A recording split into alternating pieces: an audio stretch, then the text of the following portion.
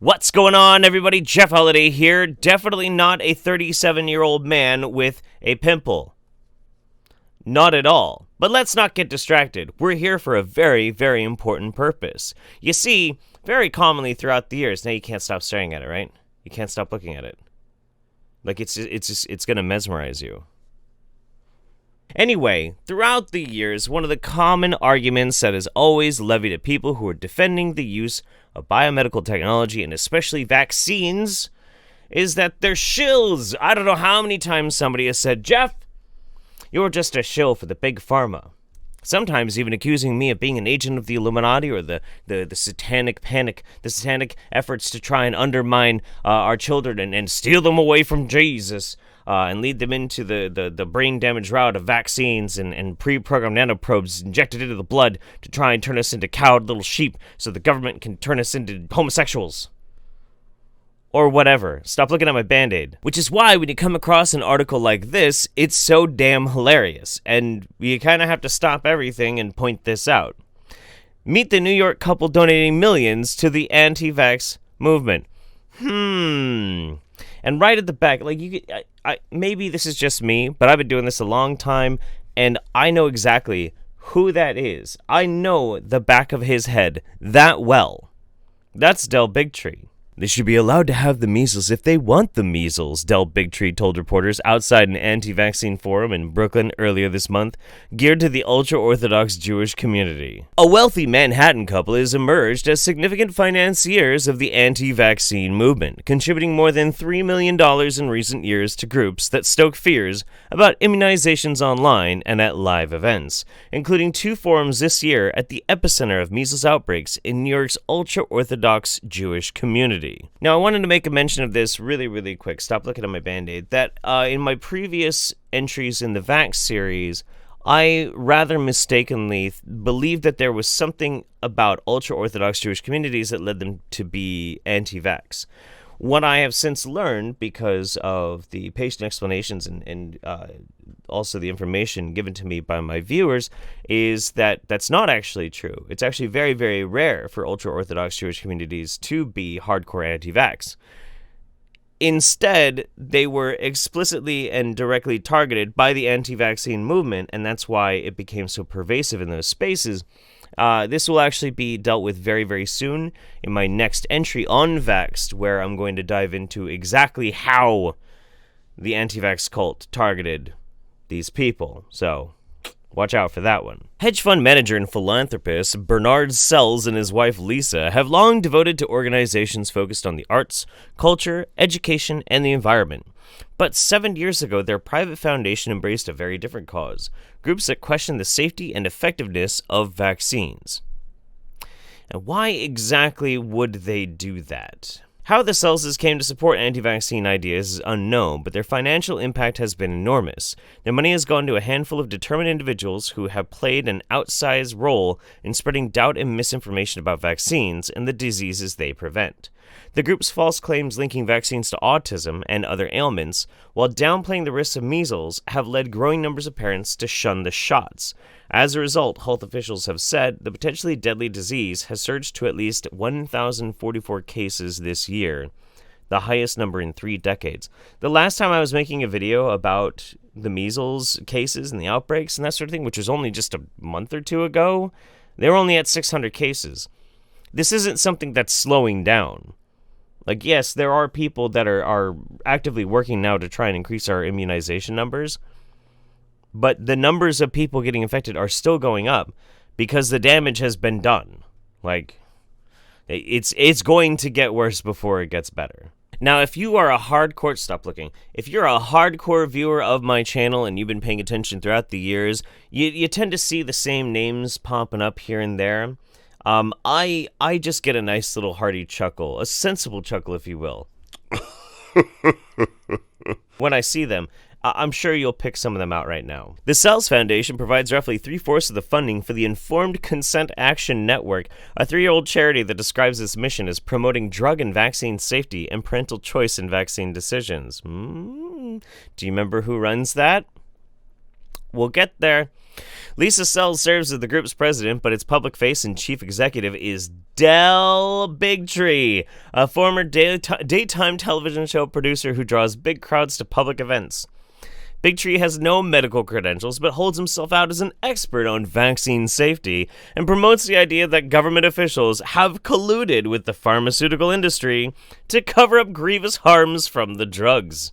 In recent weeks, Bigtree has headlined forums in ultra-Orthodox Jewish communities in Brooklyn and Rockland County, New York, both areas confronting large measles outbreaks. Now, keep in mind, that's him explicitly targeting specifically Orthodox Jewish communities. Also, I mean, do we have to, again, show the picture of him with the Star of David?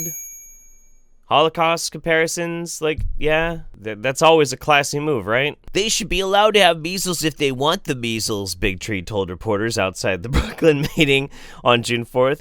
It's crazy that there's this level of intensity around a trivial childhood illness. Trivial to you may be one thing, but trivial to the developing world? That's another. The stats on measles still show that measles are very, very dangerous. Just not necessarily to someone that has the privilege of living in a place that has clean running water and first-rate medical care. But, you know, I would never accuse Del Bigtree of being short-sighted, now would I?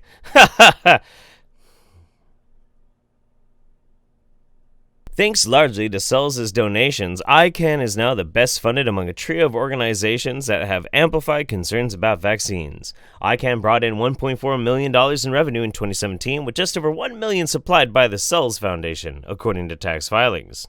The cells of the groups they support are hardly the only purveyors of anti-vaccine ideas. Environmental attorney Robert F. Kennedy Jr., a nephew of the late president, runs the Children's Health Defense, a charity that promotes a similar agenda. It brought in $727,000 in 2017, and according to tax filings, Barbara Lowe Fisher, goddamn Barbara, who says her son was injured by vaccines, runs a Virginia-based nonprofit that fights legislative efforts to tighten vaccine requirements. Her group, the National Vaccine Information Center, brings in about $1 million a year, according to its 2018 tax documents.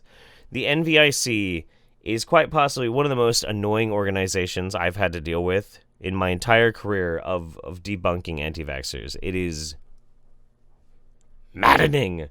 Now, the article goes on to explain how there is cross-promotion between these groups, how they all tend to work together, and that's something that I've been pointing out for a long time as well, and something that I really, really want to focus on further in the future.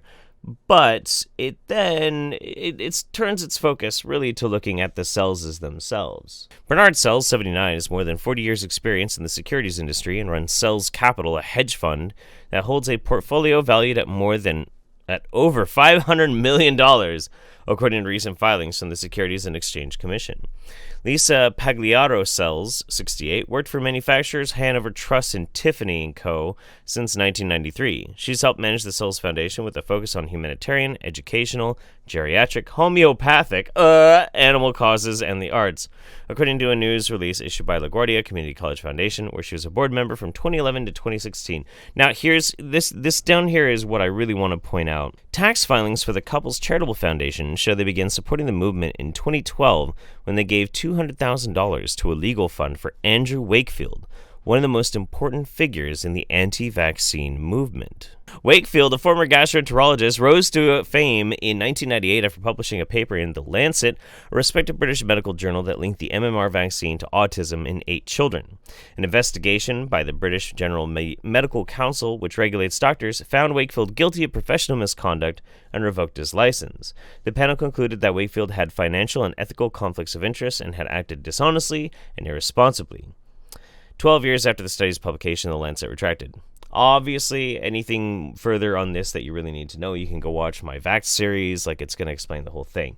But by 2012, Wakefield had moved to Austin, where supporters began raising money for the Dr. Wakefield Justice Fund, an effort to sue the journalists who had questioned Wakefield's findings. The fund was established by friends and supporters to respond to false claims made against Dr. Wakefield, expose the corrupting influence of special interest groups, behind these allegations and protect Dr. Wakefield's work from both profit and politically motivated censorship and retribution, an archived version of the fund's website says. So let's really examine this for a second. The first instance we have of these very, very rich people funding the anti-vaccine cult was in 2012, and it was to go to a fund for Andrew Wakefield, disgraced Dr. Andrew Wakefield, the person who is the father of the modern anti-vax movement. And it was not a legal defense fund. It was a fund so he could sue journalists. You've got these corporatized, massively rich, elite people, one of which worth over $500 million. These are the elite that these anti-vaxxers are always saying, well, you got to watch out for the elite. The elite are trying to do all this horrible stuff. Well, by the way, we're also funded by the elite. It makes no sense by their own logic. And these people, these massively wealthy hedge fund financiers, give money to a disgraced doctor to sue journalists. Wakefield's lawsuit was unsuccessful, but the Cells Foundation found other ways to support his work after he launched 2 nonprofits in 2014. The Cells Foundation donated $1.6 million to the groups over the next several years, according to tax records. One, the AMC Foundation, was registered to a public charity to fund documentaries about public health issues. The other was a Texas nonprofit corporation. Wakefield used the money to help fund a documentary film called Vaxxed, which details his allegations about a government cover-up of vaccine dangers. These are the people who financed Vaxxed. These are the people.